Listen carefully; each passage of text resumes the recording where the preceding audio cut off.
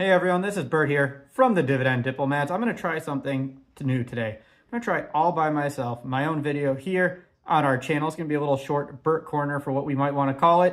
I'm going to talk to you about how I earned over $1,000 in dividend income here for the month of November. But before we jump into the details, everybody, please subscribe to our channel. Please give this video a thumbs up. Help Laney and I keep growing the channel, keep pushing those subscribers higher. We appreciate all the love and support so far. So thanks everybody. Again, hit that subscribe button. As all of you know by now, for those people that have subscribed for over the 4+ years we have been making videos on our website, or all those new subscribers, we are dividend investors. We are trying to buy dividend stocks for the long haul, grow our passive income stream, and reach financial freedom. We've been blogging for over 10+ years too. We have our website. We share the full portfolios there. We've also recently launched our Patreon site there to get you a few more in-depth updates. Both links you can find down there in that comment section below. But what brings you all here today? What are we all doing? I'm going to summarize to you my dividend income here for the month of November. November is always one of those fun dividend income months. Why? Because it is an off month. You see a lot of dividend income payers coming in that third month of the quarter. So it's always hard to find those companies that pay you that dividend here in that second month of the quarter. But look, we've found some, we've been buying them. We've been buying those dividend stocks for over 10+ years. Luckily, we've seen some growth and we are finally starting to see the progress of that drip and that constant building of dividend income. So here we are, everybody. Here we are. It is time for the big reveal. How much dividend income did we receive in November? We received $1,063 in dividend income for the month. Compared to last year, it's only really a 3% increase. Last November, we received $1,035.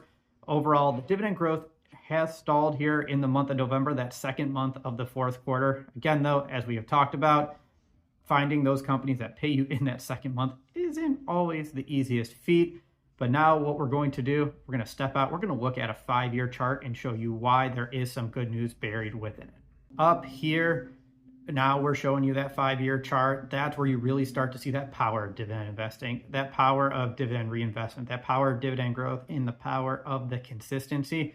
So even though the growth stalled here in 2024, like I said, now you can see back in 2020, our dividend income was $604. That is a huge increase from where we were back in 2020. I can tell you there's one big glaring reason why you saw a huge shoot up, and we're going to see that when we go into the details here in a moment. Now, everybody, we're going to jump into those details, and this is always one of my favorite parts of the dividend monthly review. Why? Because it's fun to see what stocks, what ETFs, and what companies have been paying you those dividends, and not just who has been paying you, but how much dividend income you are receiving. So here's the chart. Here is the individual dividend payments.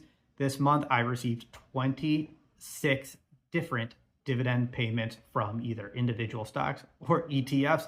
And let me tell you something, Jack, there are some big payments up at my top 5 holdings. Our number one dividend payer was one of our top 5 foundation stocks for your portfolio, Procter & Gamble, with that $88.68 dividend.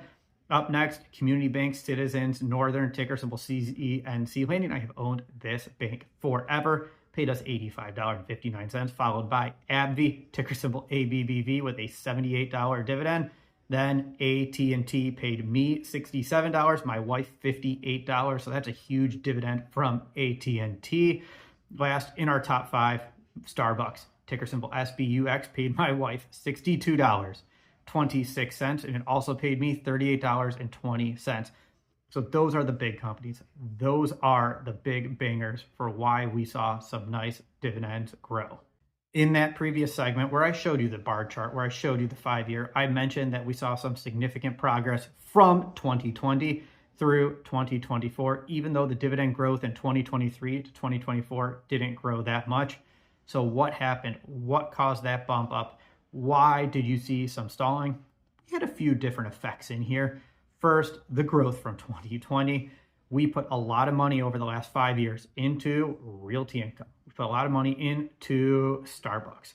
We spent a lot of time putting money into Texas Instruments, Premier Financial Corp. All of these companies paid us pretty significant dividends.